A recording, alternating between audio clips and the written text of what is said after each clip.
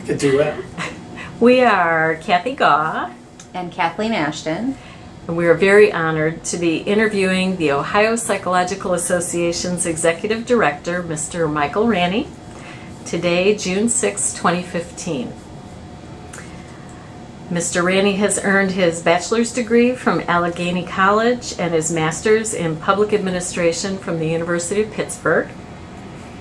Your career path has included 3 years with the Navy and many years guiding excellence in the Governor's Youth Action Program, Crawford County Drug and Alcohol Planning Commission, Citizens with Celeste for Governor, Franklin County Halfway House, the Bill Heim Company, Capital Area Humane Society, St. Vincent's Children's Center, the Opera Association of Central Ohio, all leading up to your most recent 18 years as Executive Director of the Ohio Psychological Association.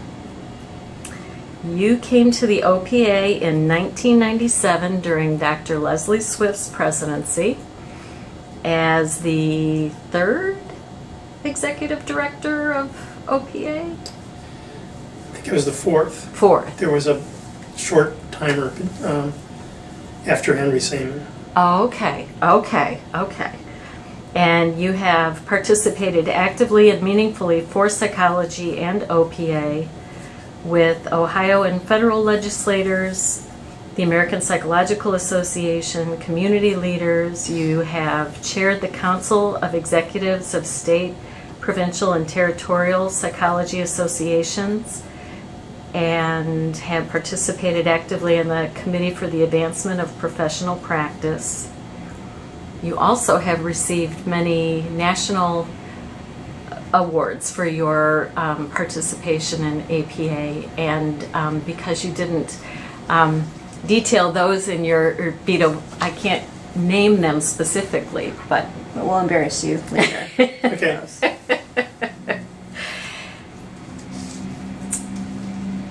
But we are very, very pleased that you've been involved with OPA and looking at the 18 presidents who have come and gone during your time as Executive Director, and looking at all of the changes that have happened within OPA and psychology. It's just mind-boggling. So I guess we would like to kind of open the floor to you to talk about what you see as being kind of the transition points for OPA and for the profession through your experience with us all these years. Well, I remember when I walked in the door the first time, and all the staff who had been working were walking out the door. They were all leaving. Uh-oh. I cried a little bit and wondered if I had made a good decision, but I talked a few of them into giving me a break and staying around a little bit, so we had some continuity. But I think one of the things that we've done really well is getting good staff and keeping them for a long time. Our turnover's really low.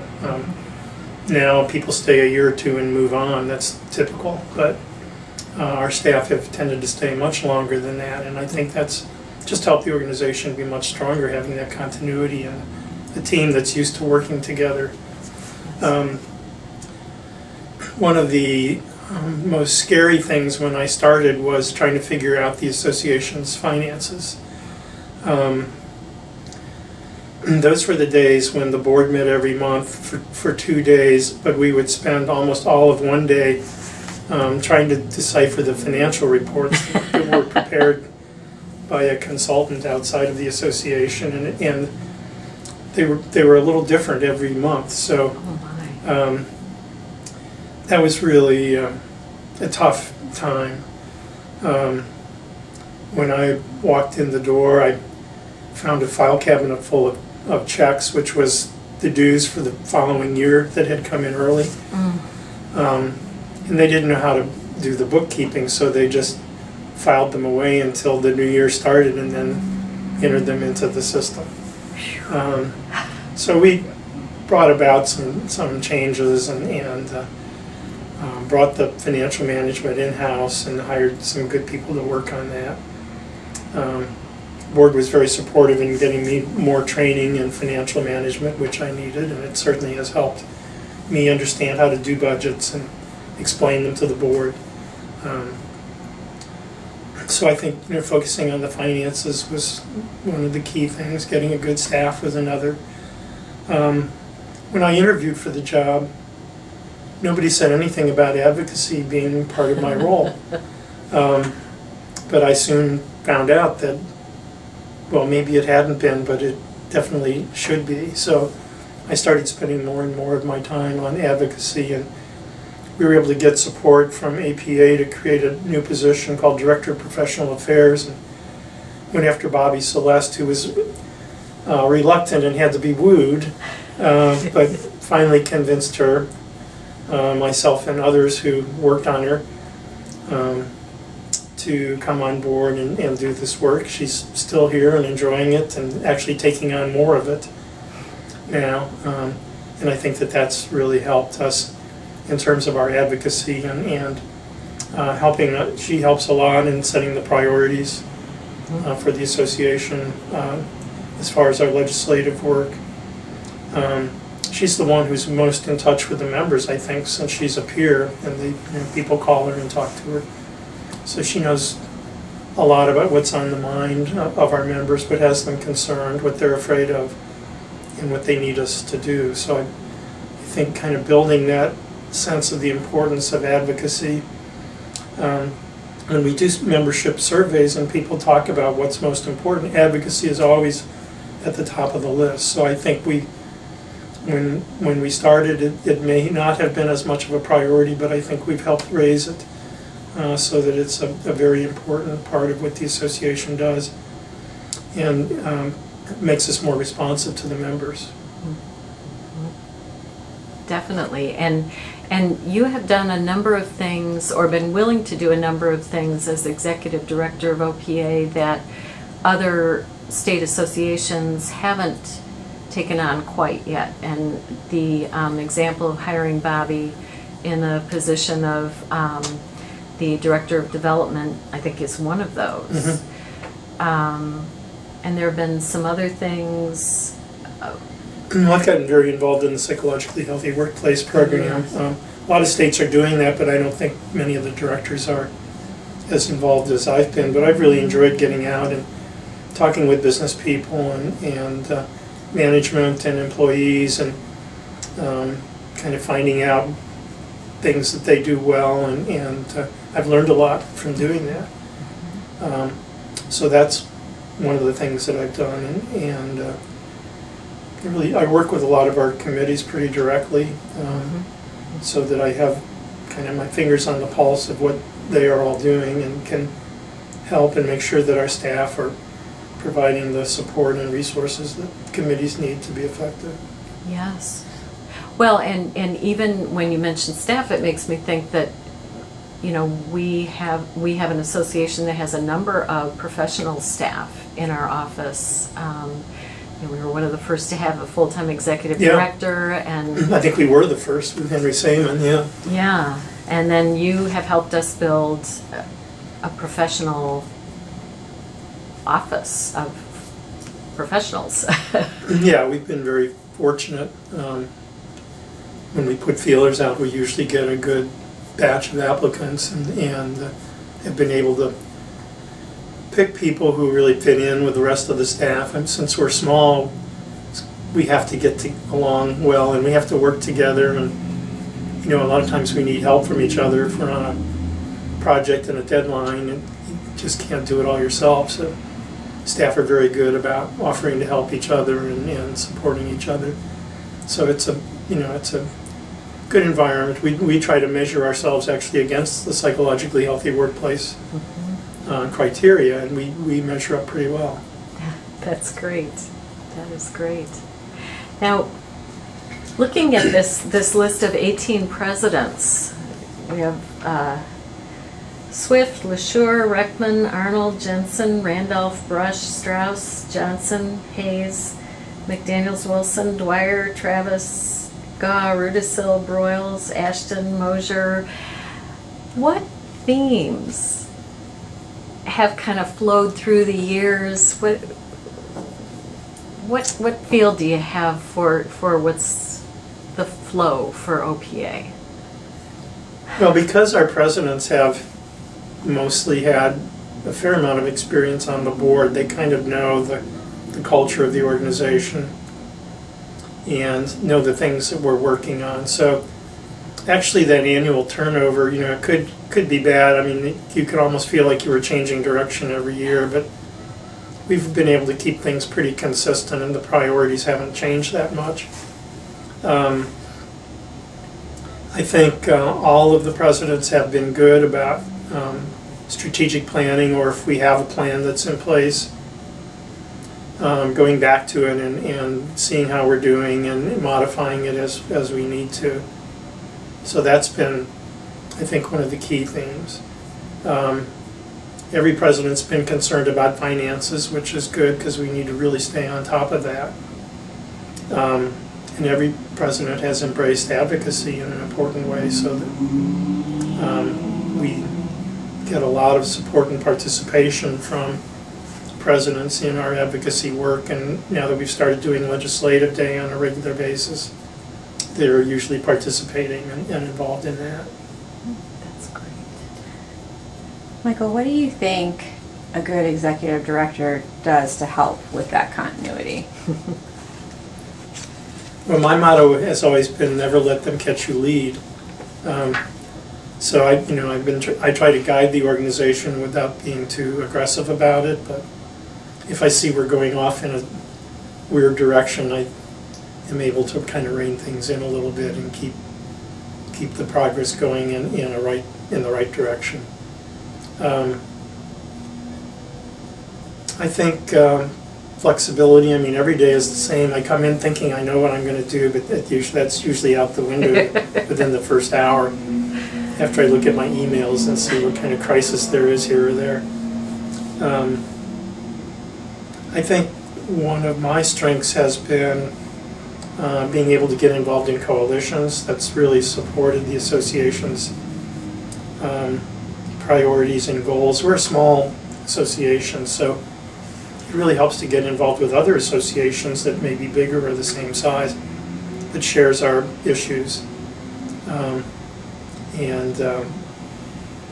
Instead of just a couple of thousand psychologists, we could be 80,000 healthcare providers. That gives us a little more leverage when we're talking to legislators. So I think that's been a very helpful part. And I would certainly recommend association directors to really look at getting involved in the community with like-minded organizations and individuals, reaping the benefit of the resources they have and sharing resources with them. And you've even broadened that in the last few years, getting involved with the Chamber of Commerce. Yes. You're laughing. Which is... We don't exactly agree on much, but it is kind of neat to be at the table and they don't hear our side of the issue very often, so I feel an obligation to educate them. It's wonderful to have you there, and I think having you come from the position of being so involved with the psychologically healthy workplace, you have some appreciation, and they can feel that you have some appreciation for their position. And yeah, I can be civil. You are more than civil. Michael, you're not a psychologist yourself, although I think we could officially award honorary psychologist during this interview. But I'm wondering about your insights into the mind of a psychologist and what you've learned about psychologists. Well, that's a tough question.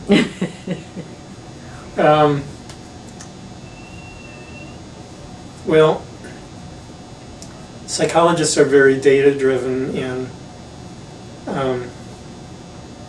they don't make decisions very quickly because they want to feel that they've considered every possibility and angle, which can be very frustrating at times. I tend to, take what you've got and what you know and go ahead and try something, and if it doesn't work, then try something else. But psychologists don't quite think like that. So I've had to adjust my own style and become a little more patient. Patience has never been my real strength, frankly. Really? I fake it, but Oh, you're very good at faking it. but psychologists are kind of slow plotters, think everything through and see it, make sure that you feel comfortable that you have looked at every possibility. So that is hard to deal with. Some psychologists are a little narcissistic, which is interesting to deal with, and trying to keep them focused on things that are for the good of the association rather than what might be good for them. But all in all, I find psychologists to be pretty fair-minded and certainly dedicated to helping people, and generally caring about the staff. I think that's been one of the selling points as far as working here, that you're surrounded by people who really do care about you as a professional and as a person.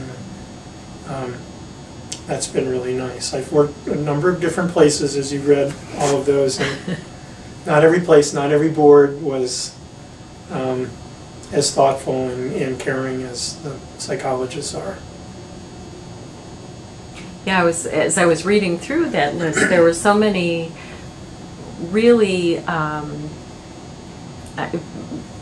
places, I think, that would be dedicated to serving people, animals, in a similar way to psychologists. And so it's interesting to think about what kept you connected here for the 18 years, and I'm glad, because we'll keep it going, whatever it is. Yeah. Well, I think it is the board members and the daily challenges that come up. The challenge of transitioning to a new president every year is interesting. It's kind of fun because you have to get to know somebody in an entirely different level than when they're president than when they're just on the board or chairing a committee, trying to help each president define a particular thing that they're interested in, that they want to focus on during their presidency. What would they like their legacy to be?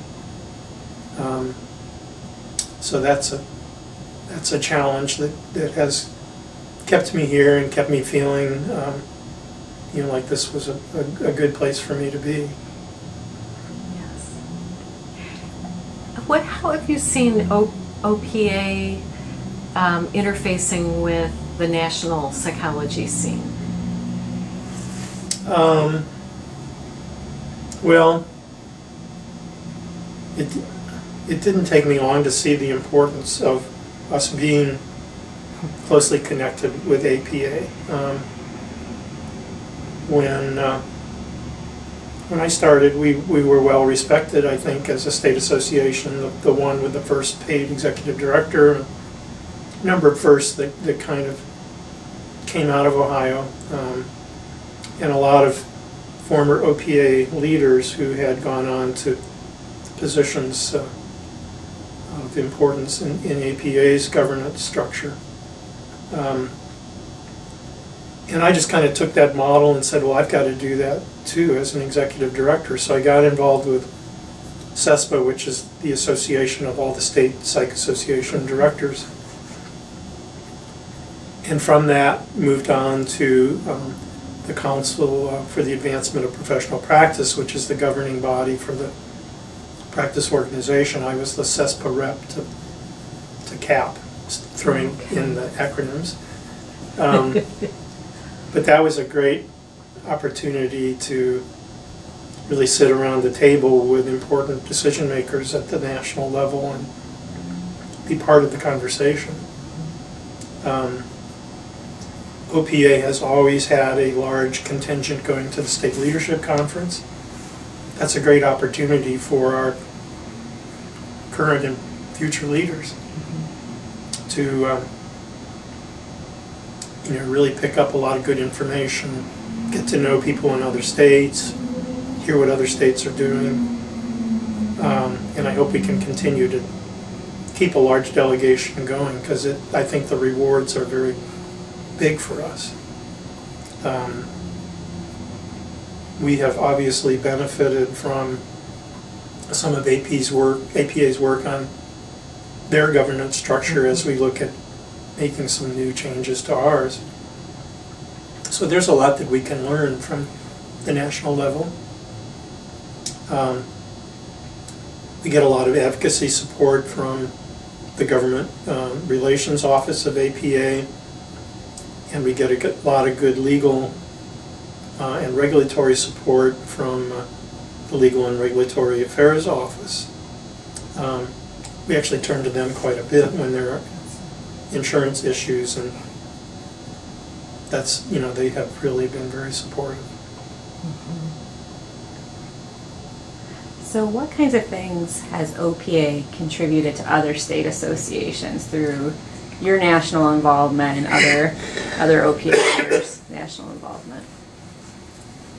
I was at a presentation at the last state leadership conference where the director of the nearby state was talking about this really cool thing that they did to kind of reach out to the newly licensed psychologists in their state, and that they had a dinner and a little swearing-in ceremony, and what a great way that was to connect up with their new licensees. And I raised my hand and said, well, you stole that from Ohio. Yeah. That's just one example of things. I mean, when we have, there are really two sets of meetings that I go to with executive directors. One is the larger state associations based on budget and membership size and staff size. We have common interests and problems that aren't shared by many of the smaller associations that are maybe one person or a part-time person. All kinds of things ranging from personnel issues to advocacy to finances. Everything's kind of on a larger scale. So out of those meetings, we share a lot of information and help each other. So I'm sure any number of unique things that we do you would find in other states just because of those interactions with my colleagues. We're all looking out for new things to try. And frankly, I've stolen a few things from other states too. That's good. But no sense in trying to reinvent the wheel. I mean, if it's working somewhere and might be a fit here, it's worth trying. So we've done a number of things like that. But those interactions, even when all of CESPA's together, we do a lot of educational programming for ourselves, programs on membership recruitment and development. I mean, everybody struggles with that. So those sessions, use of social media, how to work with the different generations of psychologists, sharing information about those issues that we all are dealing with is really helpful. And I'm just delighted that I can participate. Recently there's been a lot of some of the newer directors who are working to redo their policy and procedures manuals, wanting other states who are willing to share their policy and procedures manual. Well, we spent a heck of a long time building ours, but I'm really happy to share it with other states. Our policies are really kind of in three sections. We have our personnel policies, our financial policies, and then operational policies. And other states are just delighted to get those. And then, a few years later, I'll see that they're sharing their policies with others, and it looks a lot like ours. But that, those kinds of things helping other states, I think is something we can do to continue to put OPA in a position of influence and importance within EPA and all of the state associations.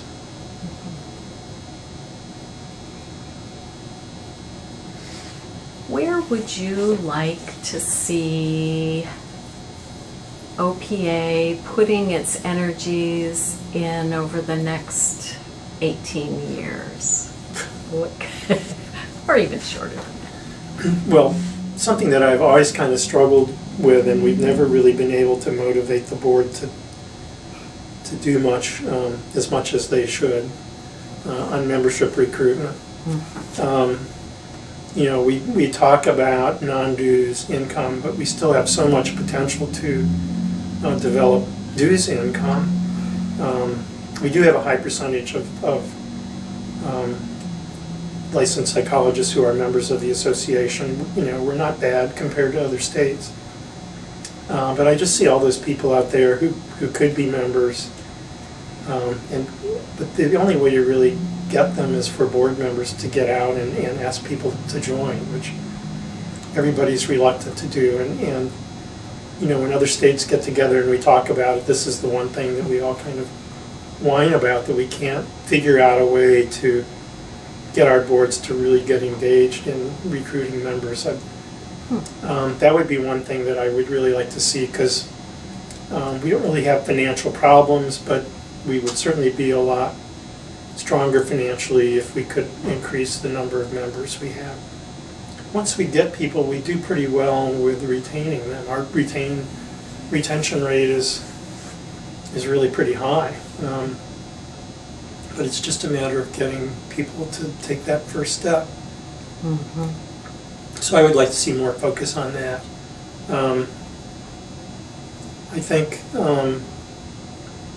helping our members with the use of technology, I think, is going to be key. So we have to learn to be better at it ourselves as a staff. Our board members need to be more involved with social media and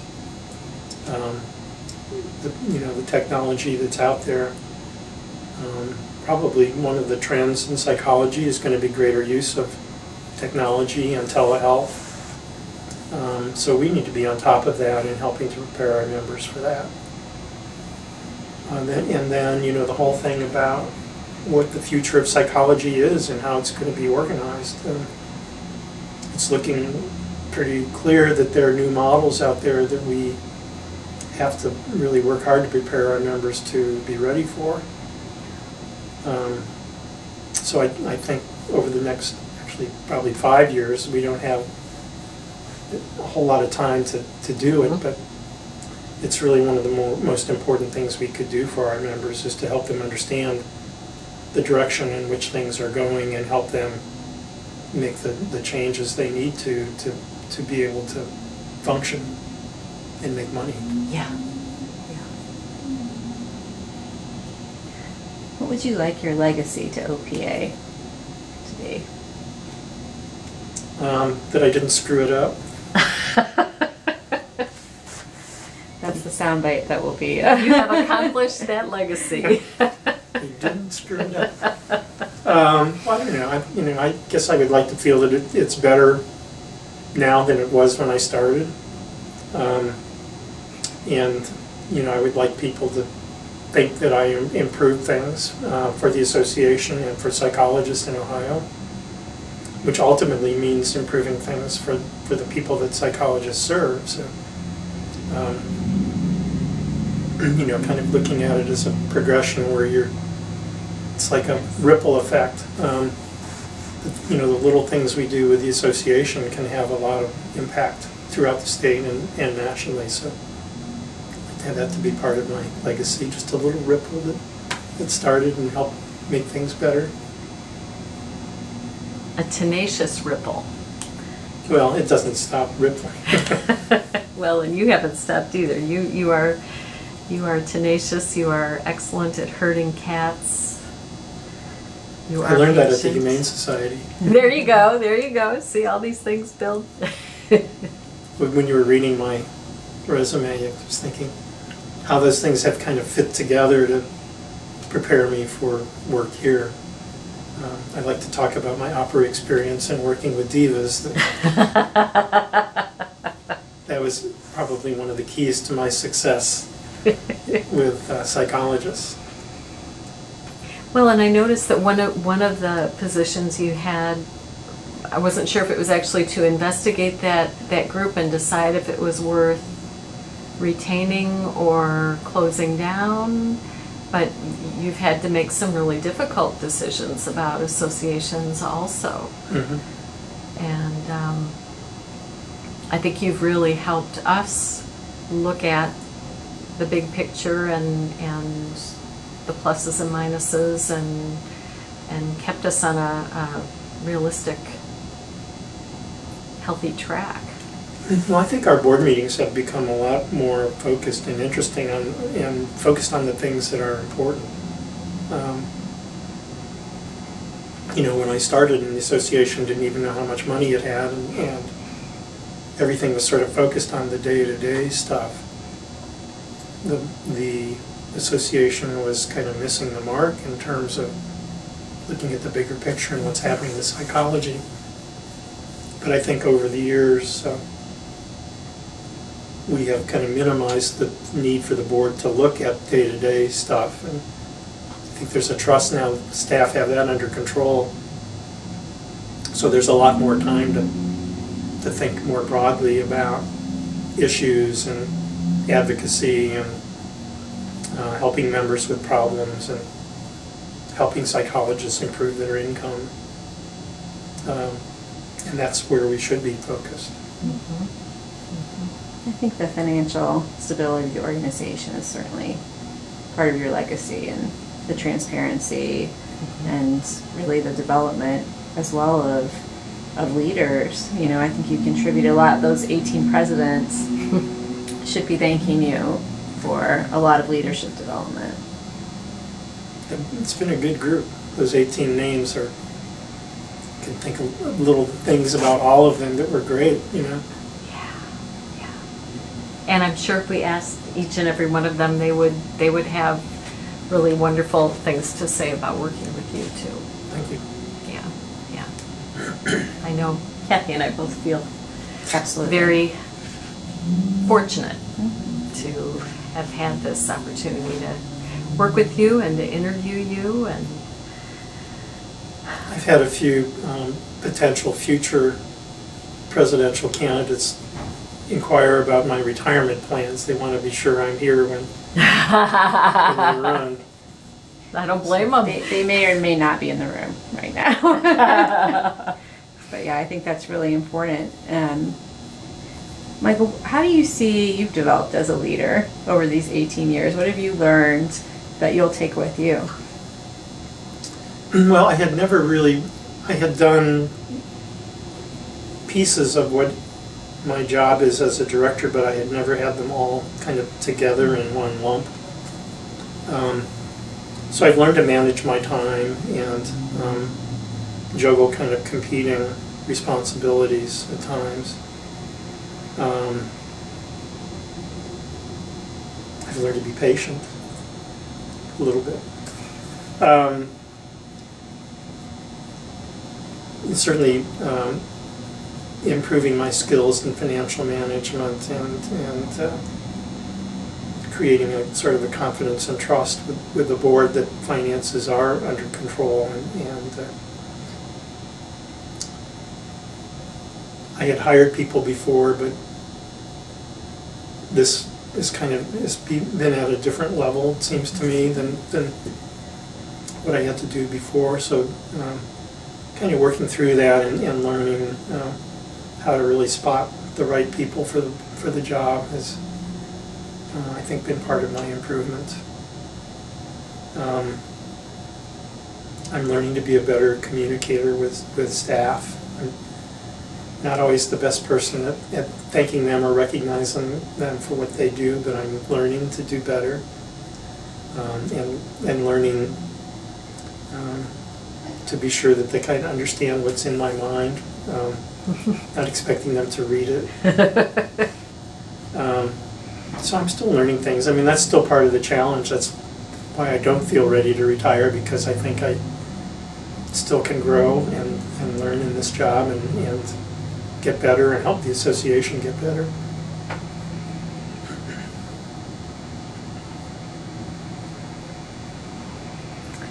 I've seen some execs come in to start out, new execs, and kind of planning to change everything all at once. And one of the things that was sort of in my gut when I started was, you know, not to try to do a whole lot all at once, but get to learn the association and its leaders and the culture of the association. And, you know, if I was giving advice to somebody coming into a position like this, it's, you know, over time you can put your stamp on the organization, but trying to change things too quickly is really detrimental. I mean, people have a sense of what's important to them, so if you change it too quickly, you may upset a lot of people. So, you know, we've kind of eased along through expanding the staff, kind of realigning the priorities, doing things differently financially that have been positive. Doing strategic planning has gotten better every time I think we've done it in the times that I've been here. I think our leadership development efforts are improving. We started the leadership forum a few years ago. That's another thing I think other states are copying, and we're kind of learning from them too as they make modifications with how they take our idea and change it a little bit. So leadership development's an area where we've improved and need to keep improving. You know, I think there are just a lot of great things about this association and its leaders.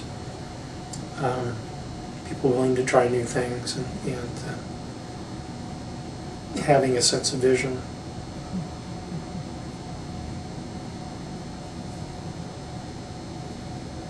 Yeah, we appreciate the vision you have had for us. I'm wondering, there are possibly young psychologists, people who are considering studying psychology, who will be watching some of these videos, and I wonder if there's anything that you would like to say to them, just based on your experience and what you've seen and where you see psychology heading. Well, I think, you know, it's a good profession. Psychologists do a tremendous amount of good. It's a profession where there are opportunities to kind of go different directions, so you can do research and be an academic and teach future psychologists. You can work for government in the VA or Bureau of Indian Affairs, or, you know, organizations like that. In Ohio, you can work in the prison system, which is kind of the new mental health institutions in Ohio. There are many huge hospital settings like the Cleveland Clinic where there are great opportunities for psychologists. Private practice and how that may be changing is still a viable course for people to take. Telehealth, I think, opens up even whole new opportunities that we're just starting to understand. I think part of the future of psychology includes prescriptive authority, and we're working toward that here in Ohio. But I think it's an opportunity for people to kind of find a little niche that works for them, or, you know, put together 2 or 3 kind of different things and making that your career. so that you're not just stuck in one little box, but you maybe have 3 little boxes that you can fit yourself in and split your time between. To me, that would be pretty exciting, to not have something that's exactly the same every day. Thank you. So Michael, any advice for future staff of OPA or future executive directors? Don't screw it up. Well, I think I kind of said it. Don't try to change things. Work together. Be willing to listen to each other. If you need help, ask for help. That's a big one. We're a service organization, so first and foremost, we serve our members. So no matter how busy we are juggling 5 or 6 different things, we do need to pay attention when a member calls and they have an issue, and so we have to kind of focus in on that. So pay close attention to the membership, because they're our lifeblood, and that's why we're here. So remember that we serve them. They don't serve us.